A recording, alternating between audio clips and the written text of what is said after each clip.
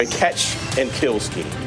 That is a scheme to buy and suppress negative information to help Mr. Trump's chance of winning the election.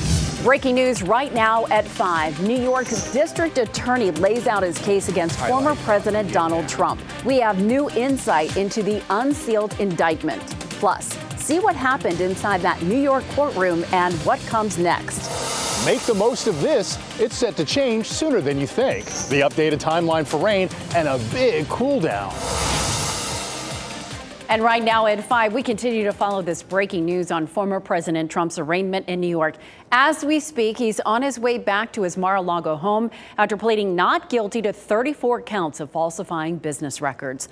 Hello, everyone. I'm Deborah Morgan. And I'm Gerald Owens. Today, former President Donald Trump surrendered and was placed under arrest before his arraignment in Manhattan Criminal Court.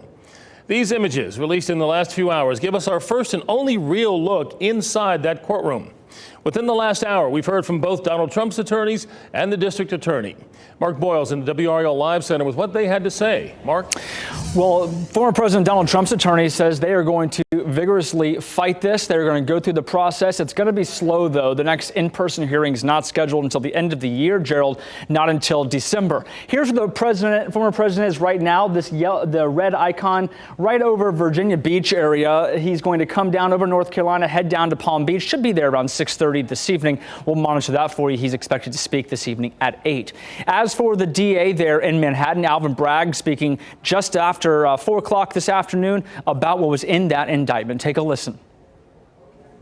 For 9 straight months, the defendant held documents in his hand containing this key lie, that he was paying Michael Cohen for legal services performed in 2017.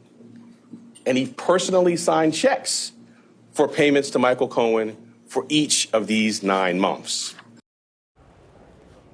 And we also want to now go for the very latest on what happened in New York City this afternoon. This is some taped video of the former president leaving LaGuardia. Jay Gray has what happened inside the courtroom and some of the chaos leading up to it. As the motorcade leaves his Midtown high-rise, the historic trip to Lower Manhattan is short. Less than 4 miles. Cameras getting a quick glimpse as former President Trump enters the criminal courthouse. Inside, a process unprecedented in U.S. history begins to unfold. Agents reading his rights and fingerprinting the former president. Then, after a short delay, President Trump, will you come speak to us? President Trump? Leading him into a courtroom. Still photographers allowed inside briefly before the arraignment. And minutes later, the man who once sat in the Oval Office, standing before a judge, indicted on 34 counts of falsifying business records for his alleged role in a hush money scheme and cover-up involving an alleged affair with former adult film star Stormy Daniels just ahead of the 2016 election. Mr. Trump pleading not guilty.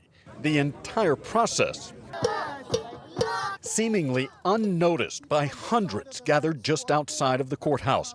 Those on both sides of this politically charged case separated by police. Get out of here! You get out of here! You're gonna get out of here! Screaming and cursing at each other for hours. Hatred for so many clearly overshadowing the history here.